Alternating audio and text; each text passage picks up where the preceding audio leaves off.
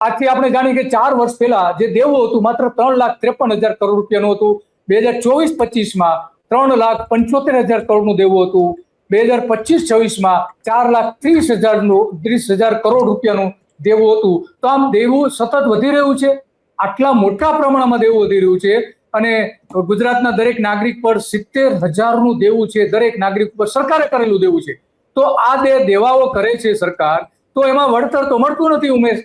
તો ખરેખર તો જે પછાત વિસ્તારો છે, શિક્ષણ આપવાની જ્યાં જરૂર છે, આશ્રમ શાળાઓ બનાવે છે, એના માટેનું બજેટ ફાળવે છે વધારે, પણ તમે જ રિપોર્ટ કરેલા હતા કે આશ્રમ શાળામાં સારું ખાવાનું પણ નથી મળતું અને એના કારણે બાળકો બીમાર પડે છે. એના રસોડાના કયા પ્રકારની રસોઈ બને છે, એના ઓપરેશનો કરેલા, તમે એના સારા રિપોર્ટ પણ કર્યા હતા.